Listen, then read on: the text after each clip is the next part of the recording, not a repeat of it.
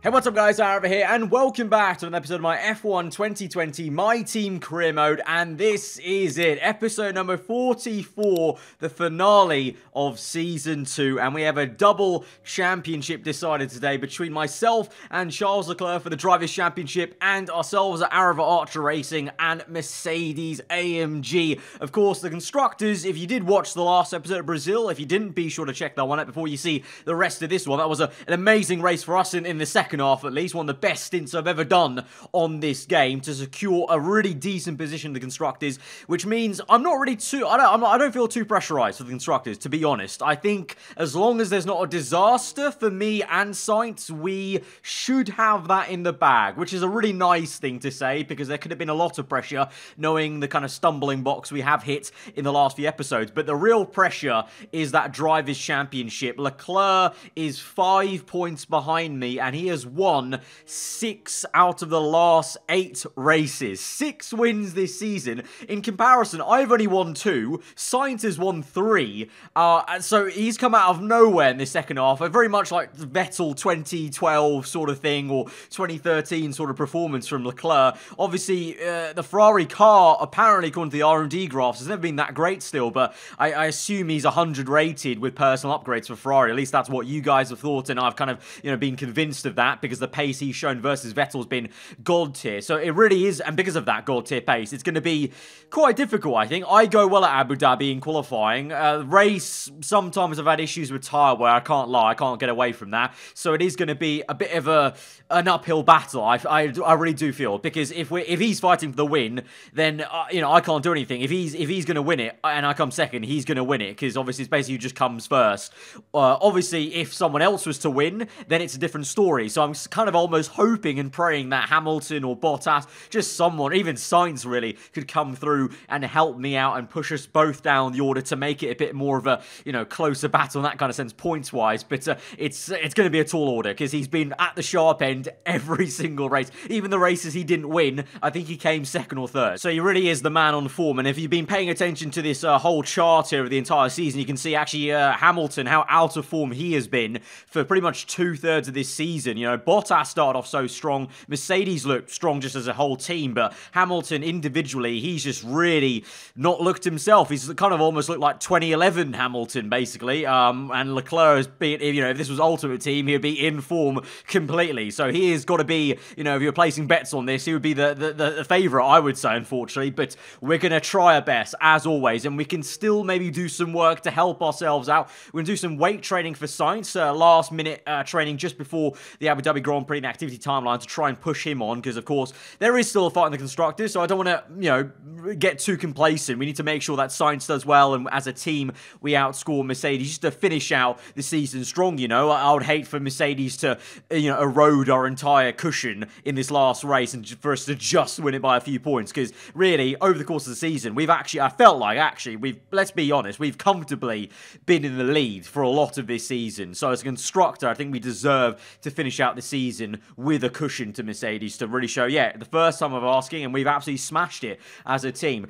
Speaking about upgrades then, and kind of improving our chances, we're going to go for a major tyre upgrade. Of course, there's no R&D regulation change from this season to the next, so this will carry over to next season. Tyre wear, it's not really been much of an issue for us this season, I feel, but Abu Dhabi, as I just said, personally, I've always had a struggle sometimes on either tyre, the soft or the medium, or I've never really used the hard tyres, no one ever really does, even the AI don't, but a tyre wear upgrade like that will be useful. I've rushed the development. That's the only way we can get this tyre upgrade in time for the Grand Prix. So we've had a really good string of rushing developments and getting them through. I don't think we've had a failure for this entire season, maybe, or maybe at the start, for rushing development. So we're going to cross our fingers, hope you guys can as well, that we can get this in, because I think that's going to be honestly the biggest boost for us in terms of going to this race. Because yes, we are mid-pack on the engine side of things, you can see on the chart on the right-hand side, but the only upgrades we've got left to do are fuel upgrades, so that won't really actually affect the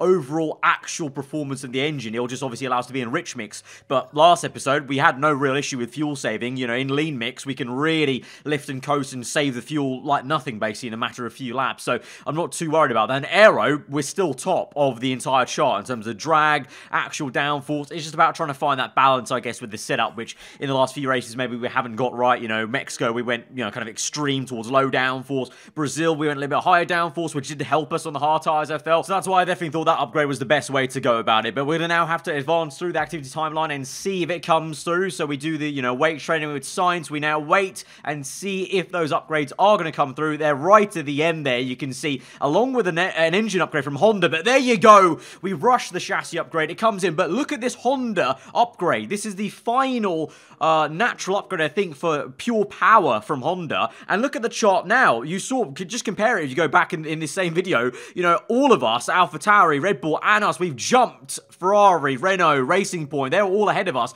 And so now we're nearly level pegging, you know, with Mercedes, just that they're thereabouts, minus the fuel saving upgrades we haven't done. So that's also a massive positive. So we've got the tyre upgrade, so hopefully that will help us out in the race strategy. But now, you know, that thing, I've said Ferrari looks so good in a straight line, especially Leclerc. Every time I've seen him, he's just shot off like a bullet in a straight line. Now maybe we can fight him a little bit better with that pure engine power, which I didn't even know was coming actually, to be fair, until I looked at that activity timeline. So a surprise shock, last minute upgrade from Honda might just help us win this championship. So let's go to the race weekend then and see how the updated R&D chart looks. And it looks like after a long while actually of not being top anymore, you know, since Italy I think it was, we lost the top spot to Mercedes on the paper R&D graph. We are now top again, just by like a pixel basically to Mercedes. But you can see that evolution now very nicely of the entire season, where we came from humble beginnings, kind of, you know, solid, just at the top of the midfield, and we really caught up to Mercedes. And then ever since we caught up to Merc, it's been a kind of war of attrition and just kind of ebbing and flowing, closer together, then a little bit apart, then back together. And this whole last third of the season, we've been right with them. But the overriding factor is being that dark horse, you know, Ferrari, apparently worse than Racing Point now. But Leclerc being 100 rated, that's how powerful a 100 rated AI can be when he's really in form. He's just dragging that car up, like almost like Fernando Alonso used to do in the 2012 days. So, yeah, we're the best car on grid, though. So you would say we've got a better chance now. I hope, at least. So let's go to qualifying then and see how we do. Like I said, over one lap, I am actually quite okay at Abu Dhabi, I feel. It's the race pace where I'm actually, you know, strangely compared to other races where the race pace kind of lacks a little bit compared to the qualifying pace. So I think we can start quite high up, and we're going to need to if Leclerc is going to be aiming for pole, which I probably think he will be. But one thing I will say for the one lap pace, this hairpin was an absolute nightmare. Even worse than Season 1, I feel. I don't know if any of you guys have that. You know, in general, hairpins are a little bit tricky on this game. The understeer really does kick in, but this Abu Dhabi one, this season, with this car, the upgrades I've got, it was like a bus. Like, it just would not turn in. And then if I did get the nose turn in with first gear, I wasn't getting the drive off the corner because I should have been in second gear then to actually rotate the car and get the power down. So it was very tricky. I was losing at least 3/10, no joke, in that one hairpin. Gaining it back a little bit on the straight and then elsewhere, of course, in the brake zone in the chicane. But that's definitely going to be maybe a weak spot for us in the race, even if cars are catching us in the hairpin and able to get a better exit onto this very straight that we come onto in Q2. Make it through into that second bar qualifying, no issue. Same for everyone else, our rivals, Mercedes and both Ferrari cars, and my teammates signed, so no bother there, and kind of, you know, anything interesting to kind of pick out from that first part. Second part, though, here now, you can see we're qualifying on the softs at the moment. Now, I didn't know this at the time, but Leclerc has actually gone out on a set of medium tyres, and this wasn't a very good lap for me. For some reason, the last sector was very scruffy for me. You saw a bit of oversteer there, and there was a bit more understeer kicking in. So I don't know if the track temps, as obviously the day goes on, the track temps went down a little bit, so maybe that also hindered the kind of front biting point. But I looked at the menus and saw Leclerc on mediums, and I just thought, we have to cover him off. He's the only one, well, actually him and Bottas, but he's the only one that I really care about that's on medium. So we left it right to the end to make my decision, but in the end I did go for it. I bit the bullet. We're going out of mediums. Now, I've already set a lap time on softs, of course, but it's only P9, so I have to improve anyway, and that's how bad that lap was on softs, that I think we can improve on medium tyres by a decent amount, and we actually do that. You can see the rotation I get, hopping the curb a little bit, and almost drifting the car through the chicane in the middle part of the circuit. Gained me 3/10 there. We're up into 6/10 gain gained on a set of mediums versus softs. So that's how poor that first lap for me was. We're down to P13, so either way, this had to be a better lap on softs or mediums, but this is going to hopefully get us through into the last part of qualifying and match our championship rival on the same strategy. I don't know if that's going to change the strategy at all, but at least we'll be there with him to cover him off across the line.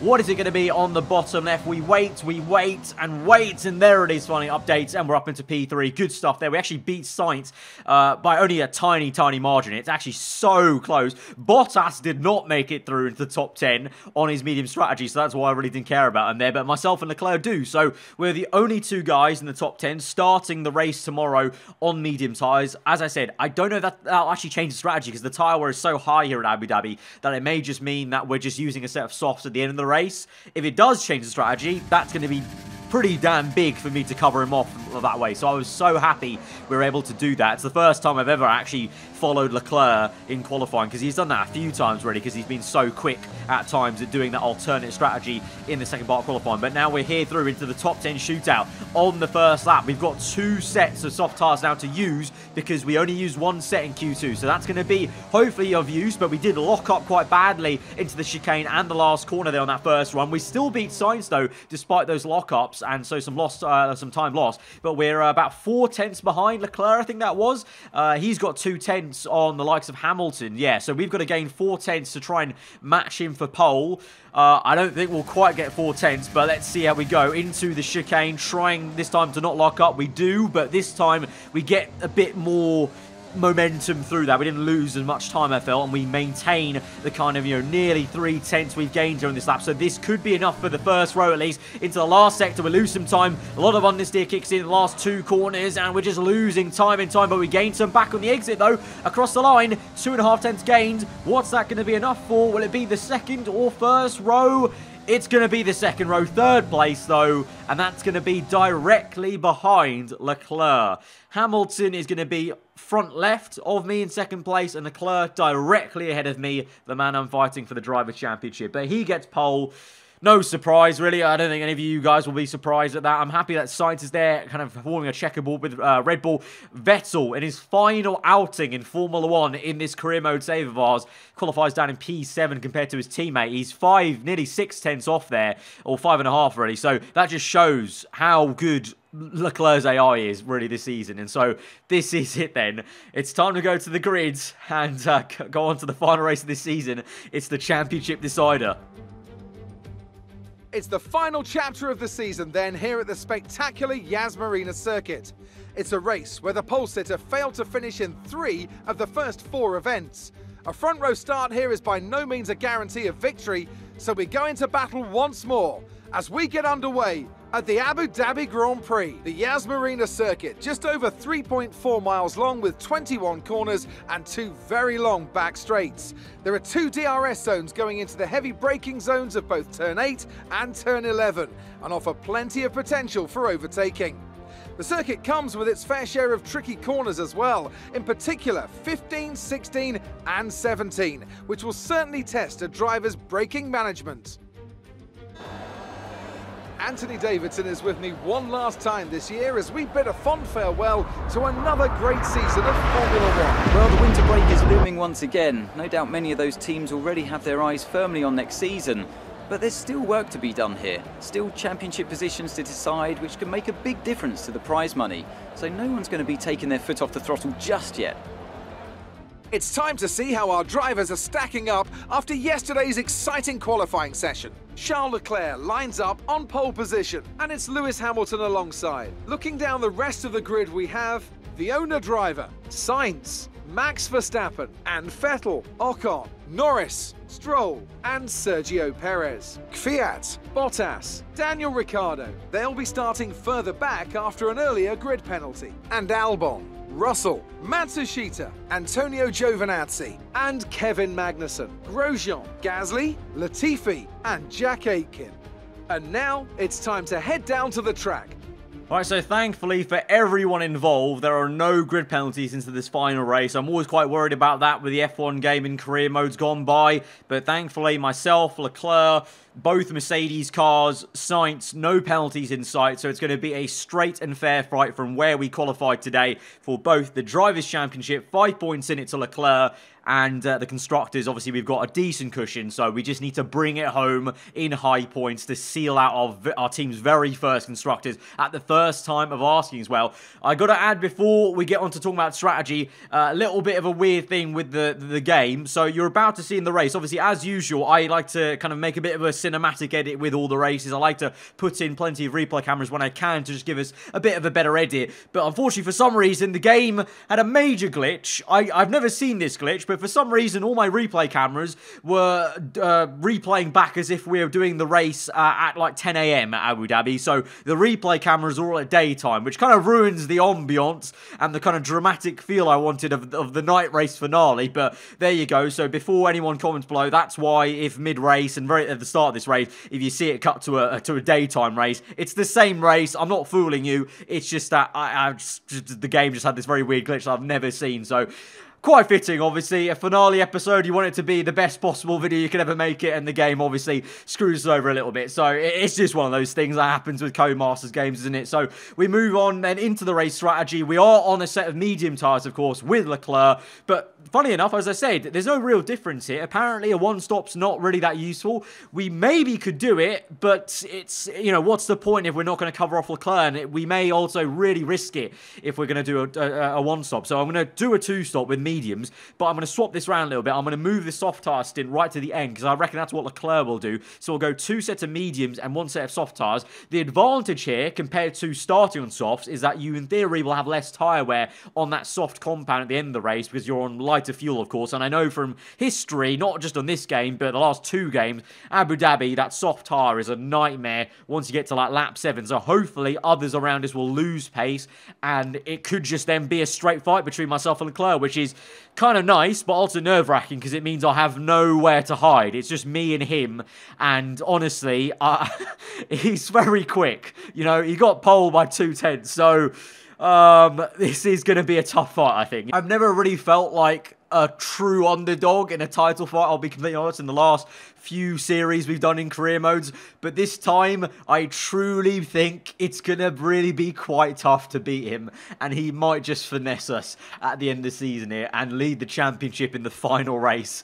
But obviously, never say never in Formula 1, and let's keep that fighting spirit, and let's go out there and just do the best job we can and see where we end up on the final lap. So here we go then, for one last time in Season 2. Australia seems an age ago. We go to 5 red lights for the final race, the Abu Dhabi Grand Prix. The season finale championship decider is underway as the lights are out. It's a horrendous start for Leclerc. Hamilton up into first place. We're now neck and neck with Leclerc, banging tyres into turns 1 apex. Leclerc still keeps it on the right. It's going to be so fine into turn 2, but in turn 3 we give him the room on the inside. We get offset a little bit there, and we really give up the position, unfortunately. There could have been way more aggressive. I was too kind to Leclerc, I felt, on the exit, but I wanted to give him the space, but the way the corner just opens up kind of just carried me on the left-hand side. We defend against Sainz and block him off, so we maintain 3rd place, but Leclerc has crucially lost 2nd, so let's just forget about the fact that we couldn't get that position on Leclerc. Hamilton is in the lead, which means, as it stands, if it was to finish like this, I would win the championship, because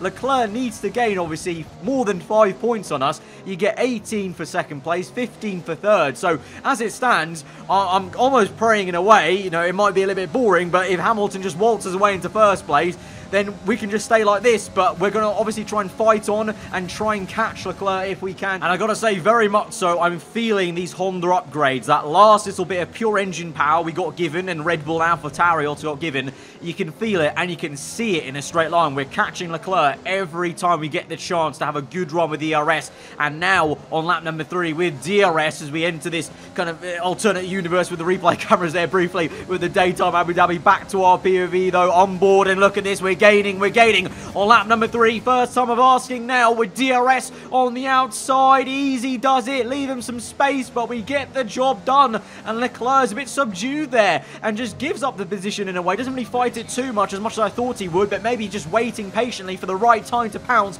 because on lap number 5, he's coming at us with DRS. We stopped deploying overtake mode for a little bit there. I have to keep on redeploying it now, but you can see in the bottom right, I don't actually have too much left for the entire lap, but we're now neck and neck. Leclerc's got the position. We try and cut back in, get the tighter line, and do the kind of Nico Rosberg switchback from left to right to get the good run, which works for us. We're deploying all the ERS now, but we're going to run out of it now in the last sector, so this might be quite tricky. Under braking, Leclerc is supreme. We're literally tyre sidewall to tyre sidewall, and we're coming through this very tight, twisty section of this circuit. Always difficult to do on your own, let alone with 2 cars, but we're still side by side now for nearly half a lap. We're neck and neck through the flat out double right-hander, and Leclerc squeezes us off, and we just can't hold it through. It is impossible to go side by side there, I feel, especially on the outside there. I just got pushed off, and we locked up trying to make the corner, but we had so much overspeed trying to battle Leclerc for that kind of drag race, I guess, in 2 right-handers, that he gets up into P2. We lose a good half second there just on the exit of that right-hander into sector 3. So we've got to recompose ourselves and catch back up to him if we can, keep the pressure on. But of course, you know, I'm fighting him a lot because obviously it would be nice to finish ahead of him and win the championship. In theory, Hamilton pits right now, lap number 9, but Hamilton was leading. So if he just continues to lead, then, you know, we don't have an issue. But of course, we are on a different strategy to Hamilton. He did lose some time there on that last lap when his soft tyres were going off.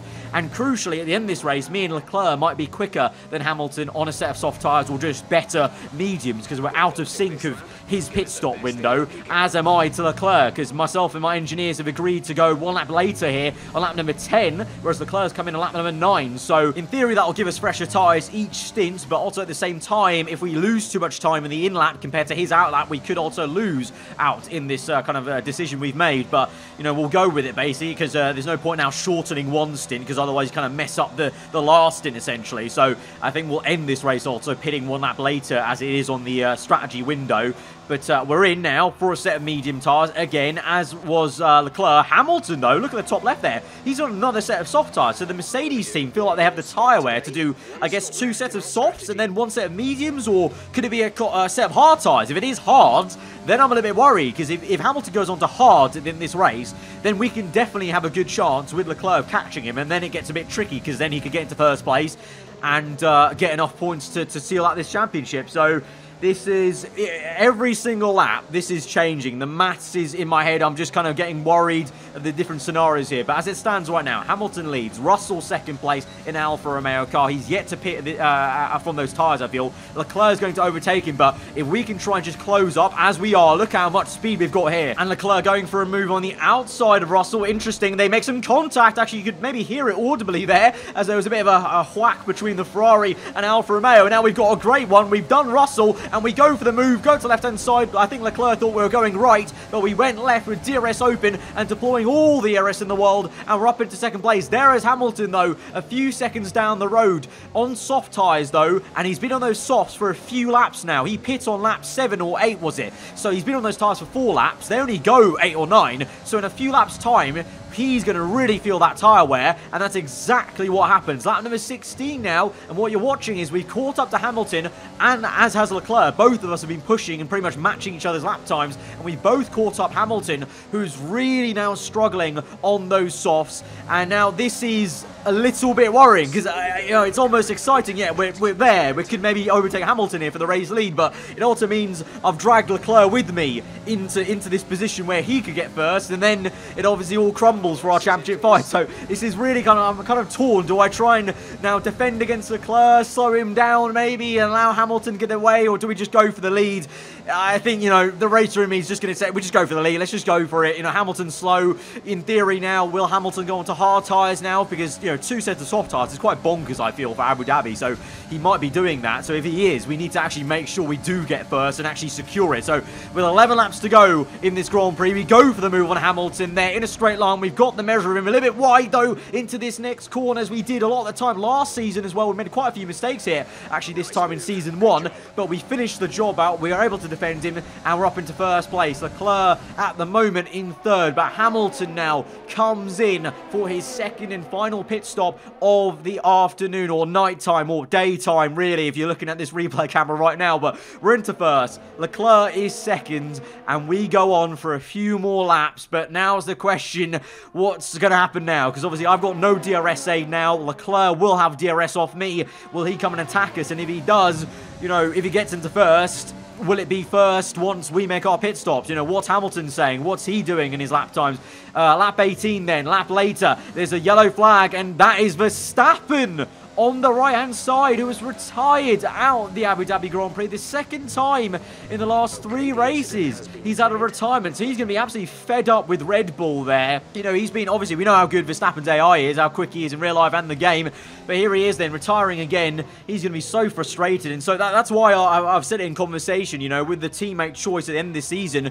You know, we could go for Leclerc, we could go for Verstappen. You know, he's very frustrated, potentially, with those DNFs from Red Bull, so maybe he's on the lookout for a better car with better reliability, a la our car, of course, but that's a conversation for after this race, because right now, lap 19, and Leclerc is really pressurizing me, and this is the hairpin situation I talked about in the race. Look how good Leclerc is. He just rotates the car so easily, no matter what I do, first gear, second gear, anything, it doesn't work, and now he's breezed past us with DRS. Of course, it doesn't matter how many upgrades we have with DRS, if you're within that kind of half a second barrier, you're going to make the overtake. We try and look on the outside, doesn't work. We tighten up our line, though, to try and get a good exit off that curb, hop the curb a little bit, just like we did in Q2 when we gained about 3/10 through that corner, and now we're on the back of Leclerc once more. We go to the right. He gives us no room to go on the left-hand side. On the outside, we jockey for position there. He gets the better of us initially in the brake zone, but we get the job into the inside of that right-hander before the left, and we're back up into first. But we've got 9 laps to go in this Grand Prix, so we're slowly getting towards that pit stop window.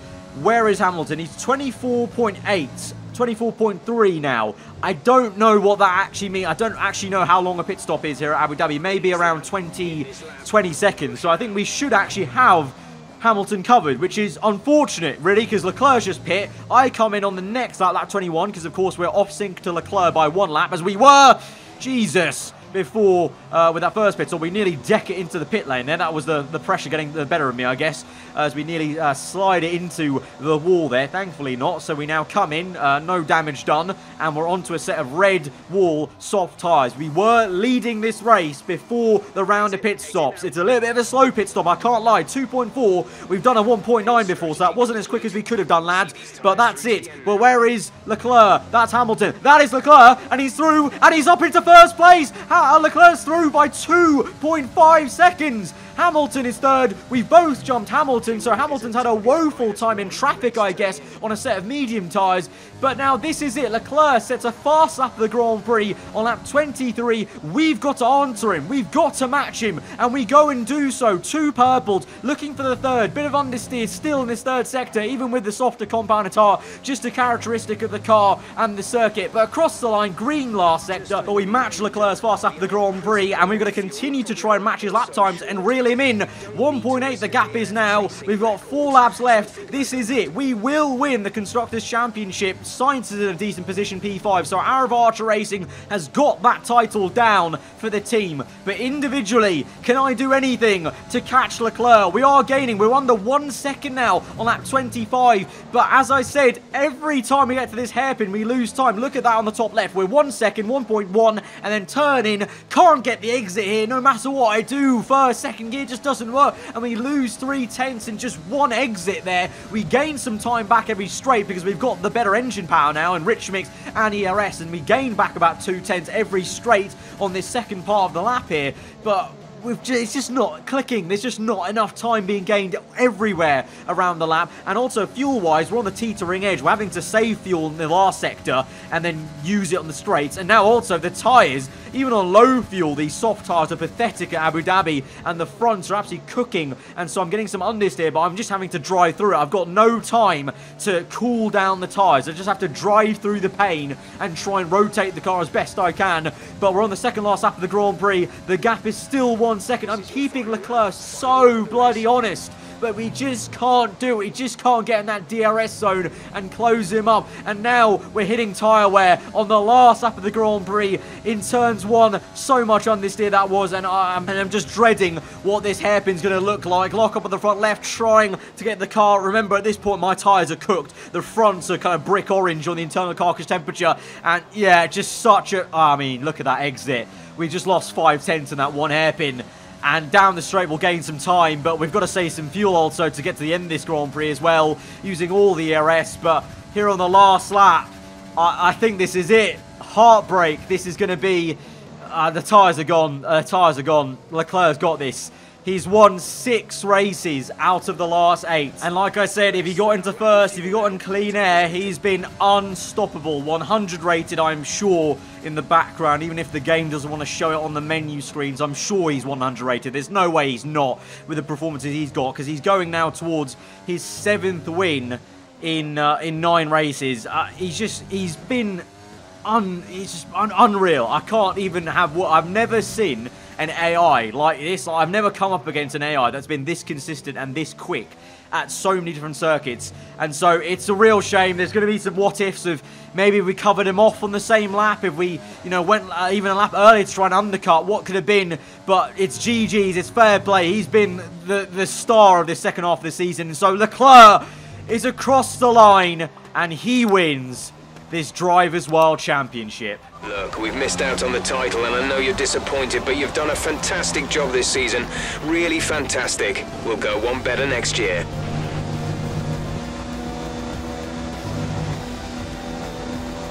And so the celebrations begin, and well earned they are indeed. It may have looked simple at times, but as any racing driver will tell you, competing at this level, at the very top, is anything but simple. There's no counting them now then. We have a new World Drivers' Champion. They've done it then. Victory in the last race of the season and the championship as well. What a phenomenal end to a terrific Formula One season. So Anthony, what made the difference out there today? I think that smart tyre management on track and very smooth driving definitely assisted in their victory today. That combination meant they got the absolute maximum out of their tyres at all times. So there we have it then, Leclerc celebrating his first ever F1 Drivers' World Championship here in Season 2 of our career. We're unable to do it. We do win the Constructors' Championship though, so we can still be very proud and happy of a job we've done. The first time of asking, and as a team, we've won the championship. Of course, my team, yes, historically, it's about the Drivers' Championship in these Codemasters F1 games. But because of my team, because of this management aspect, as I've always said with Motorsport Manager, I always care about the constructors when playing that manager game. And so this is a kind of happy blend of the two. So I'm really happy we won the constructors, because that was the big aim for the team. And my name's still on the team, Aarava Archer Racing. So we won the championship. We've got the prize money. That's where the money is. But for pride's sake and for the sake of individuality, yeah, we've lost it by one point. Yeah. There's so many what ifs in that race. Slowing him up when we were behind Hamilton, pitting the same lap as him. We even came very close to just even ending our own race anyway in the pit lane entry, because we half span it and hit the wall. So there's so many what ifs. I'm not going to dwell on it, and we're just going to move on. But that is going to close out a frustrating kind of end to the season for me individually. Team-wise, though, we've done it. Season 2, and we've won the championship. Absolutely mega, by 37 points to Mercedes. What a unit of a team we have been. Myself and Science, as a total, we win 5 races as a team. But that just shows actually how much of a god-tier drive Leclerc's done. Because as an individual, he won 7 races. But even he can drag Ferrari up to no more than 3rd place in the championship. A Red Bull P4, AlphaTauri P5 done a mega job with Perez and Gasly. I was very excited to see that pairing throughout the entire season, to be fair. So fair play to them. Racing Point down the order after such a strong start to the season, remember. Albon had a podium in the first race. McLaren looked pretty quick at some points. Renault really improved. They were nowhere, and they really did show some big improvements in the last few races. So it's going to be interesting to see how that kind of measures up into into Season 3. But that is it then. We end off that last race weekend, then we get 1.27 million. And so in total in the bank, we have $33.1 million to spend before we end off the season into that kind of pre-season bit. But as we did in Season 1, I'm going to leave all those and put it into the same video as we did in Season 1. But what I do have for you guys are some important votes then. There are some big decisions to make, and as usual, it's all down to you guys to vote what you want to see as those board of directors. So the very first vote is going to be which driver should we pursue as our teammate. Sainz has been a noble teammate. You know, he's obviously helped us win our very first championship, but if we look at how quick, you know, Ferrari at times looked, how quick Mercedes looked, and the composition of next season, Vettel's retiring, and, you know, we've got some other things playing in. I feel like it's time to change, teammate. And so the two options I've got for you guys are, do we try and pursue and sign the very man that has just beaten me to a Drivers' World Championship, Charles Leclerc? He's going to be potentially 100 rated when we sign him, or just a little bit lower, because I think maybe Ferrari have better personnel facilities than us. But the man who beat me to the Drivers' World Championship, the man who's won 7 races in 9, do we try and sign him to our team for one of the ultimate teammate battles, potentially? Because there's going to be a lot of beef and clashing, potentially, because he just beat me to a championship. So, you know, I'm not exactly smiling about the prospect of having to team up with the man who just beat me, but it would be very tasty, of course, for you guys. Or the other option is Max Verstappen, the man I talked about just before in that race. You know, he's had 2 DNFs in 3 races with Red Bull. He's obviously going to be frustrated, looking for a more reliable car. We know how quick Max Verstappen is in real life and in the game. I'm sure he would get towards nearly 100 rated, or 98 or 99, whatever. But you remember also, we had beef with Verstappen for a few races as well earlier at Singapore this year. So both options are going to be quite frosty and tasty, and a challenge, I feel, actually, because these two are very rapid when they're in form as AI. So vote away. Who do you want to see me pursue for Season 3? I say pursue because there's no guarantee I can even sign either of them, remember, because they'll have their own demands. So I say pursue. If it turns out I can't sign either of them, then I don't know. I'm going to have to choose on the fly of who I want as my teammate and kind of see what's what. But hopefully we can sign at least one of them, the one that you guys pick. The second vote, as you can see on screen, is for our main sponsor for Season 3. We're going to do away with the fake sponsor we've got right now. They're decent enough, obviously carried us to our first championship proudly on the car, but it's now time to get a bit more serious, a bit more real life, and ground the car a little bit and ground the series in real life. So we've got 4 real life sponsors to choose from. You guys decide who you want to see. Obviously, as you can see, they've each got their own different payouts, but obviously I understand maybe also you guys just might want to see a certain logo on the car because it looks better in your mind on the car. Remember, the color scheme is that white and neon kind of Brawn GP green with some black thrown in, so that's why a lot of the sponsors are all red to kind of match that kind of vibe, give us a bit of a Brawn GP vibe almost from the end of that season. But we've got Fly Emirates, Canon, HSBC, and then Rocket. So those 4 sponsors, which one do you want to see us agree a deal upon to be the main sponsor on the car? And then finally, the last vote. Obviously, we're going to get a lot of cash from our prize money, and we'll have some cash left over, actually, from when we sign our teammate. So what HQ investments do we need to make into Season 3? Now, there's going to be a multiple choice vote for this because, well, obviously we're going to have a lot of cash, so I think we're going to be able to invest in a lot of different areas. So I'd say don't go crazy, but maybe just pick your kind of top 3 that you think we need to invest in that kind of way. I'll get a good sense of overall what all of you are thinking of where you want this team to invest the money in for Season 3. The vote is not going to be open for very long because I've got to obviously make the pre-season video,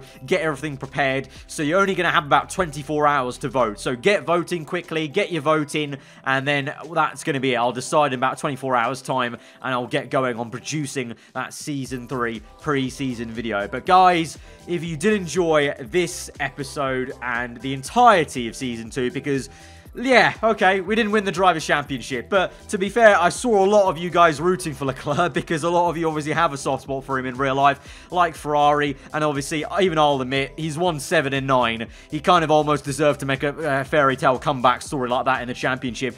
But away from that, we may have lost the Drivers' Championship. We'll come back again, arms swinging for Season 3 and try and get our first title on this game. But we won the Constructors, the very thing, the whole point of my team career mode. We did that at the first time of asking Season 2, and we did it in some style, you know, 5 wins, with Sainz winning 3 of them, banging looking car, we had some mega races, a lot of obviously issues along the way, but I thought it was a really fun season. Hopefully you guys thought that as well. So if you agree, hit the like button. Let me know what your favourite moment of the season maybe was in the comments below. If you're new around here, then do get subscribed for weekly Formula 1 content. I've been aarava. Hope you guys enjoy the rest of the day. I'll see you guys next time. Goodbye.